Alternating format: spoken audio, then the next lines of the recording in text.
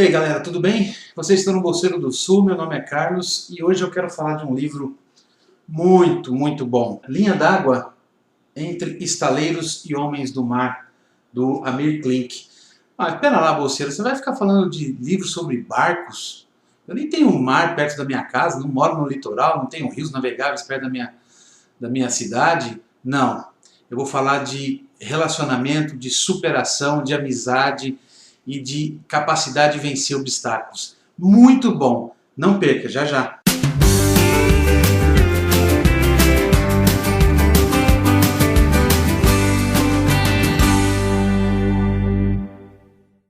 Bom pessoal, antes de começar a falar do livro, eu gostaria de deixar um recadinho. Minha estante está aparecendo aqui atrás porque o próximo vídeo que eu vou fazer é um bookshelf tour, que eu estou devendo há bastante tempo. Algumas pessoas me pediram para fazer. Eu não tenho muitos livros, tá? Mas vou mostrar minha pequena estante de livros, então eu já dei uma introdução aí dos meus livros que estão ali atrás. Bom, vamos falar aqui do Linha d'Água. Esse livro aqui é fabuloso, tá? É o último livro do Amir Klink. Quem é o Amir Klink? Amir Klink é esse cara aqui, que aqui não vai dar para ver muito bem, ó. Tá aqui, ó. Bom, para quem não conhece, o Amir Klink é um navegador brasileiro. Aqui uma foto dele do livro, mas ele não está de óculos, aqui com uma pá jogando neve. Que fez várias viagens com seus barcos, ele mesmo desenvolve seus próprios barcos para viajar através do mundo inteiro e principalmente para a Antártica.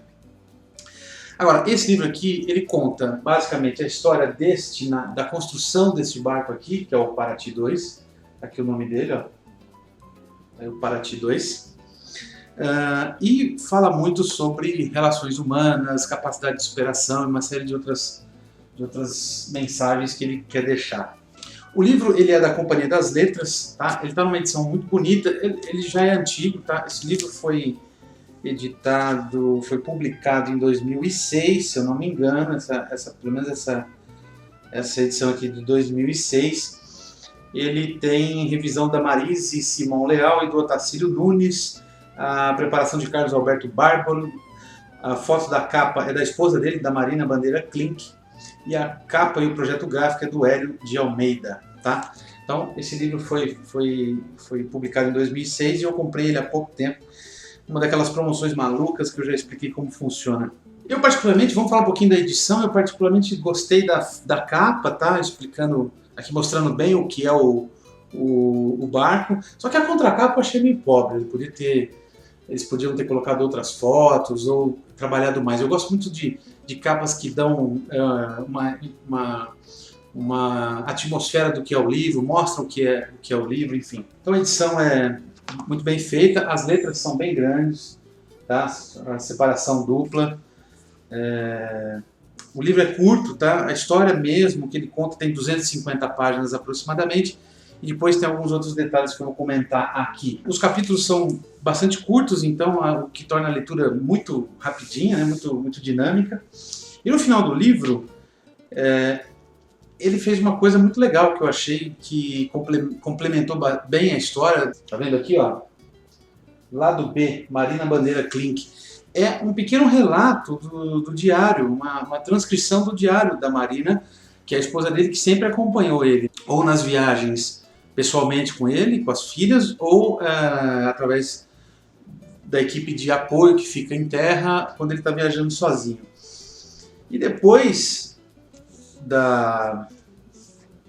desse lado B, ainda tem uma relação enorme, que são várias páginas, eu vou mostrar uma outra só, mas uma relação enorme de todas as viagens, um índice de todas as viagens feitas para a convergência antártica, para o Polo Sul, através de barcos de navegação a vela. Então essa é a estrutura do livro. Mas gente, deixa eu falar sobre a história, que é o mais fantástico daqui, o que me impressionou muito, o que me atraiu muito no livro, me fez devorar ele muito rapidinho. Esse livro, o Amir Klink conta como quais foram os desafios que ele encontrou, quais foram os mecanismos que ele usou para vencer os desafios, para concretizar os sonhos que ele sempre teve.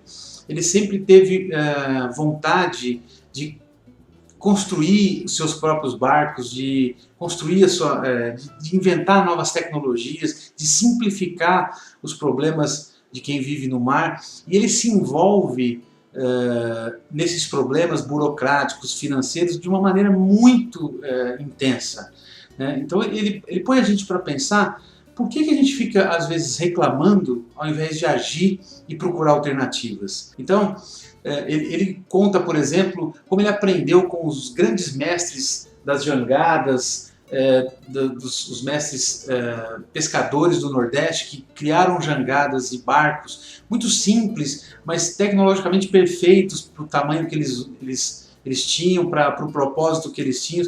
E os engenheiros, todos formados e pós-graduados, insistem em não olhar para essa sabedoria popular. E ele não, ele foi buscar, aliado obviamente às grandes tecnologias, às últimas gerações de produtos para a área, ele foi procurar ali a dificuldade do pescador, de como ele resolvia os problemas, e conseguiu construir um barco tecnologicamente de última geração, mas com um desenho muito simples, muito simplificado. Então, como todo mundo diz que a elegância está na simplicidade, ele alcançou isso neste projeto desse barco aqui.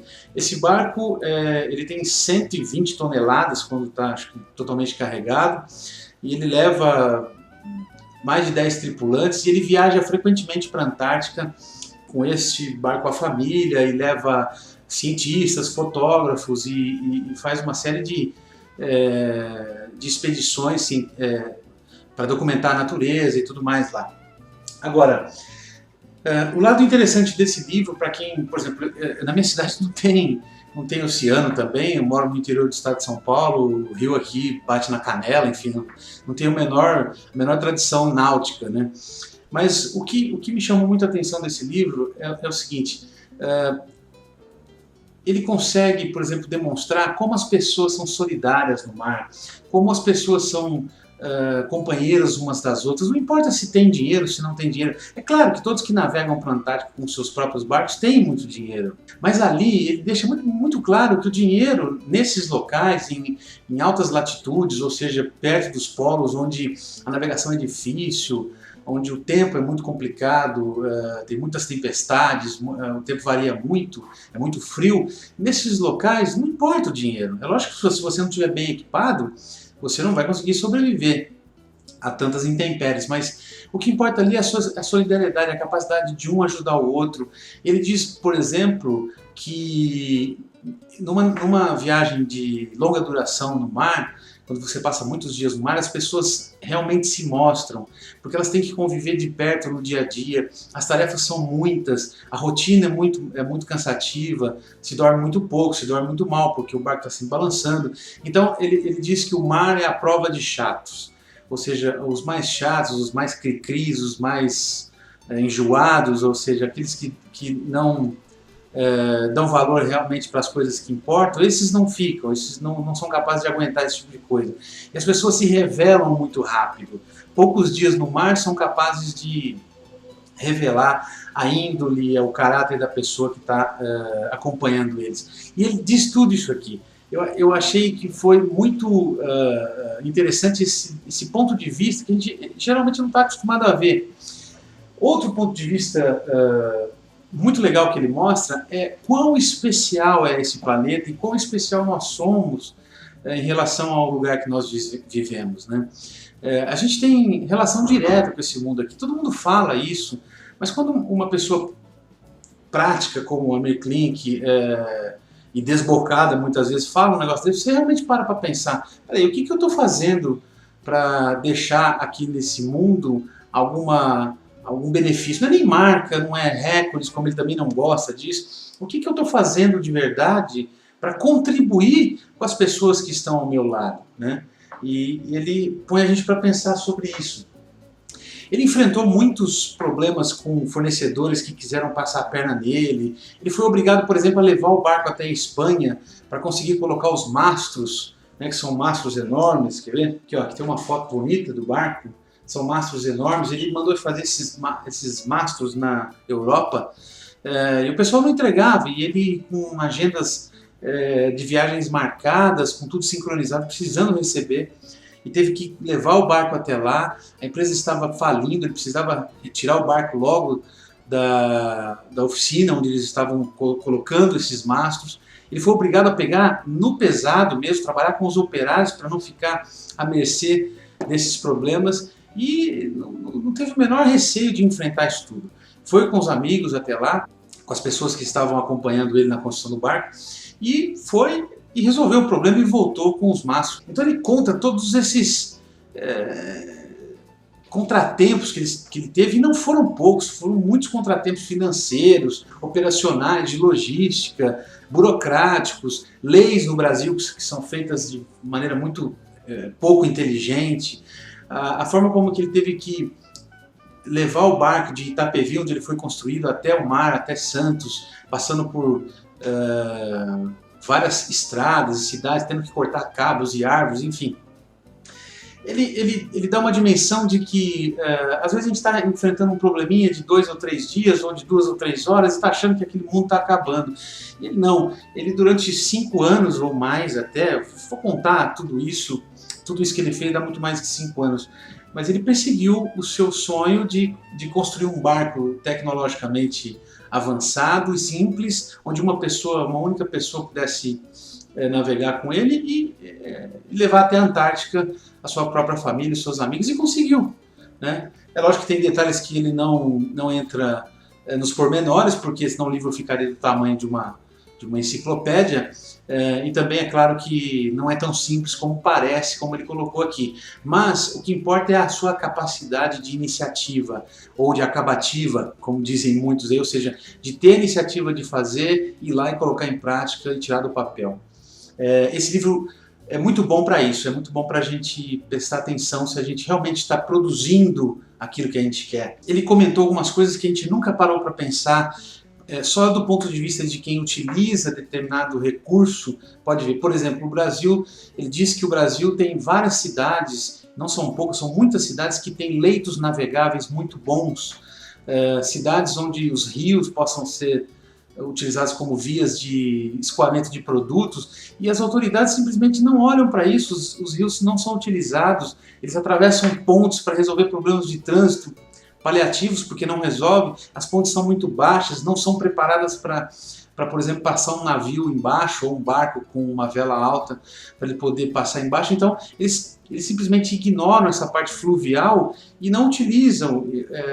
Diz que cidades na Europa têm invejas das cidades brasileiras que poderiam ter esses leitos navegáveis, se tivessem, utilizariam, investiriam nisso, e os brasileiros simplesmente viram as costas para esse tipo de solução viável, financeiramente viável, ecologicamente viável.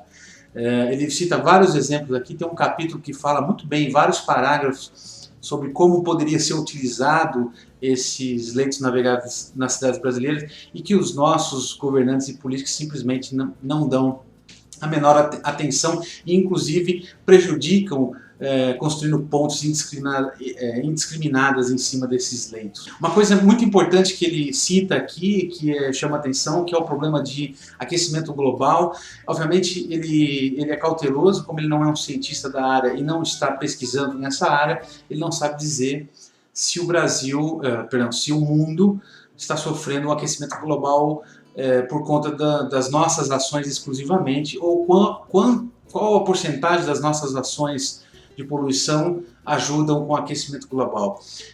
Ele simplesmente ele confirma que esse aquecimento existe, porque as calotas polares do Ártico e da Antártica sofreram muitas alterações desde que ele começou a viajar, que já fazem 25 anos. Por exemplo, ele cita um fato interessante. Ele diz que há 10 anos atrás, ou 15 anos atrás, alguns tipos de cordas que eles usam para amarração dos barcos, são aquelas cordas de nylon azul que a gente utiliza nos carros ou nas fazendas, enfim, no nosso dia a dia, que tem muita sensibilidade à incidência de ultravioleta, de raios ultravioleta, que há 15 anos atrás, há 20 anos atrás, elas duravam de 3 a 4 anos. Hoje elas não duram mais do que 6 meses expostas ao sol, porque elas estragam muito rápido. E é óbvio que isso é incidência de raios ultravioleta, infravermelho, enfim, muito mais severa do que há 20 anos atrás. A gente mesmo percebe isso. Hoje o sol, quando está muito forte, a gente realmente não consegue ficar como a gente ficava quando era criança, brincando na rua e tal. Um outro exemplo desses problemas climáticos, quando ele viajou a primeira vez para a Antártica, que ele invernou, ele ficou 9 meses com o barco congelado lá, ele conseguia ficar até sem camisa no sol, porque tem períodos no verão antártico que você, depois de adaptado, você consegue ficar tranquilo ali, só de camiseta ou sem camisa, ou pelado de botas, como ele disse, porque não dá para ficar com os pés no chão porque queima por causa do gelo.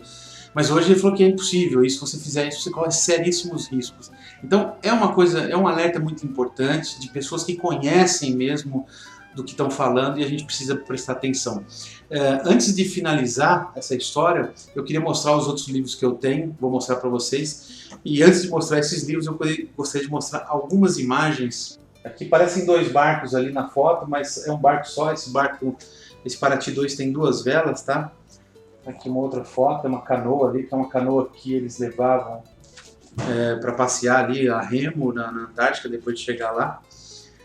Aqui, ó, é uma estação baleeira, onde você vê ao fundo lá o Paraty 2, embaixo são os piers da estação baleeira, já desativada, ainda bem, né? Tá aqui, ó, essa estação baleeira, ele sempre vai até lá. Lá embaixo tem os barcos dele lá, aqui, ó.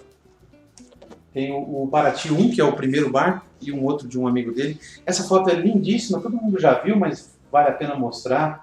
Acho que todo mundo já viu esse tipo de foto. São as populações de milhares e milhares de pinguins. Enfim, são imagens incríveis, ó, que vocês podem ver. Por isso que o livro também é um pouco caro, porque ele é um pouco mais caro, porque ele é colorido em algumas partes. Tá aqui uma cadela que viajou com eles, tá? As meninas, as filhas dele, pegaram essa cadela aqui, de nome Júlia, que acabou vindo para o Brasil e depois o dono veio buscar. Além das fotos coloridas, tem, por exemplo, reproduções aqui, ó, de anotações e diários que ele tinha, que te põe bem perto da viagem. Aqui são as anotações que ele fazia dos fusos horários, que a cada 3 horas, a cada 2 ou 3 dias, um novo horário a bordo. A mudança de fuso horário é anunciada com um bilhete adesivo fixado no painel. Então ele reproduziu aqui no livro. E aqui do lado, algumas anotações no diário também, com alguns desenhos. É muito bacana, isso dá a impressão que ele está contando a história enquanto você olha os documentos. E além, obviamente, dessas reproduções, tem os mapas, ó. Aqui são mapas, na verdade são cartas náuticas, tá? Por exemplo, essa daqui, que mostra a África e a América do Sul, mas tem outras, por exemplo, que mostra, além tá aqui, ó.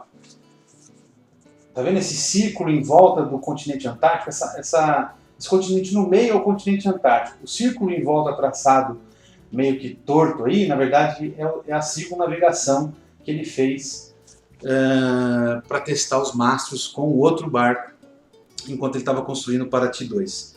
Eu vou mostrar os outros livros que eu tenho dele só para vocês terem uma ideia. Olha aqui, ó, aqui é uma outra carta náutica para quem gosta aí da área também, tá?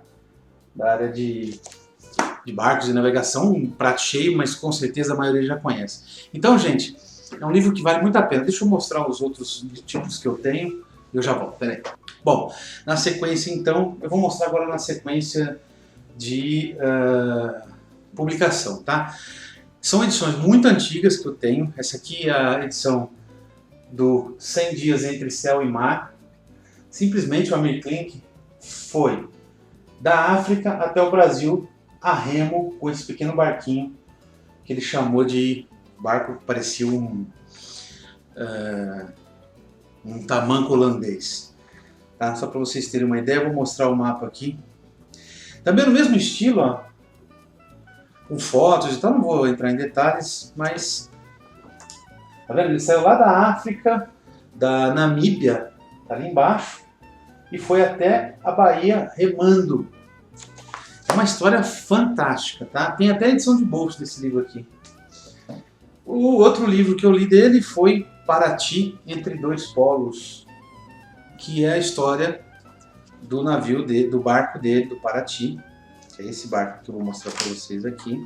Olha como ele ficou, tá lá o barco lá no fundo, uma foca ali tomando um solzinho, como ele ficou invernado lá, ó, preso no meio do gelo. Essa foto vista de cima, coisa mais linda, o barco completamente preso no gelo durante 9 meses, uma façanha fabulosa. Bom, enfim, esse é o Paraty entre dois polos, ele ficou 22 meses viajando sozinho, sozinho entre aspas, né? Porque estava sempre muito bem assessorado, remotamente e tal. Esse é um pouco mais recente, que é o Mar Sem Fim, que ele simplesmente deu a volta ao mundo. Vou mostrar, todo capítulo tem esse círculo aqui, está praticamente fechado o círculo. Tá aqui, essa volta ao mundo pela Antártica, que é o único lugar no mundo onde você consegue circunnavegar o planeta sem topar com nenhum continente, tá? Em grandes latitudes. Esse aqui é muito legal, tem os tipos de pássaro que você encontra nas rotas que ele fez, os pinguins. Gente, é muito bom esses livros aqui, as baleias e as cachalotes, as focas. Eu recomendo muito, muito, muito vocês. Olha que foto lindíssima do barco do Paraty 1, do lado de uma super geleira aqui, né? Então eu recomendo muito.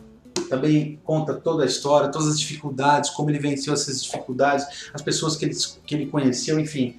É muito recomendado, gente. É uma aventura, assim, parece aventura, né? Ele não gosta que chame de aventura, porque aventura para ele seria algo que não planejado, mas é assim, parece uma aventura do tipo Ilha do Tesouro ou Robinson Crusoe. Gente, eu queria mostrar esse aqui, que esse é uma judiação, eu tenho vontade de chorar quando eu pego esse livro aqui, e eu vou explicar por quê. As Janelas do Paraty é o livro de fotos desta viagem aqui, que é o Paraty entre dois polos. Ele fez esse livro de fotos, que é a capa dura, só que olha só o que aconteceu com o meu livro. Se vocês puderem olhar, ele está todo destruído aqui, porque houve uma infiltração na minha casa e ele foi acometido de duras investidas de mofo, fungo e tudo mais o que um livro pode sofrer quando enfrenta a água.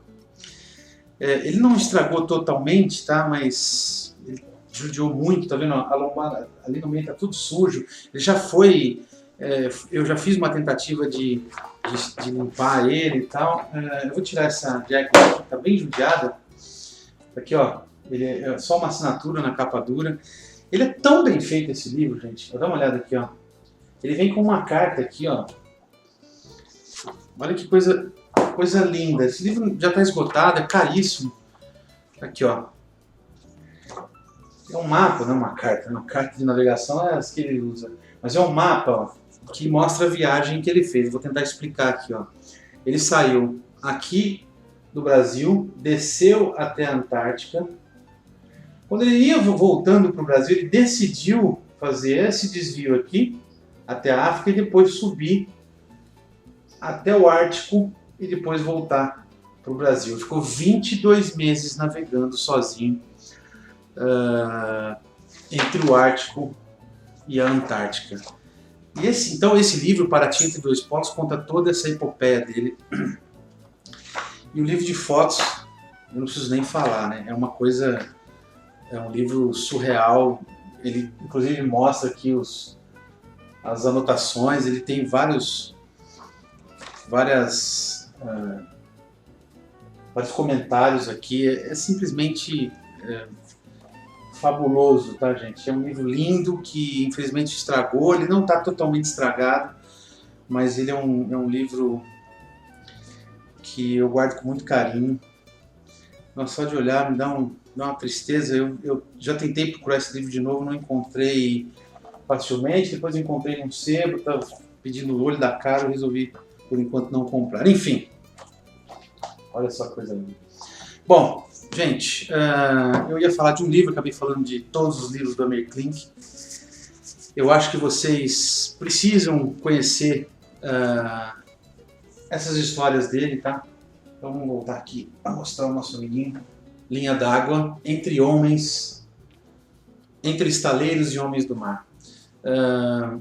Muito, muito, muito bom, muito recomendada essa leitura para você que quer se inspirar um pouco mais para poder encontrar soluções para os seus problemas e soluções para os seus desafios. Não é um livro de autoajuda em absoluto, é um relato muito bem humorado, inclusive, não tem nada de denso, de carrancudo, nada disso, é muito bem humorado, ele escreve muito bem e mostra o lado da resolução das coisas, mostra que existem problemas graves, complicados, infindáveis, mas mostra que existe uma forma de abordar os problemas melhor do que às vezes a gente está acostumado a fazer. Então, pessoal, se vocês gostaram do vídeo, por favor, comentem, divulguem, divulguem nas suas redes, enfim, se não gostou, deixe seu comentário aí que a gente pode conversar a respeito. E o próximo vídeo vai ser o Bookshelf Tour da minha pequena estante que está ali atrás, ok? Eu agradeço mais uma vez a presença de todos aí até o final. Um abraço, até a próxima. Tchau!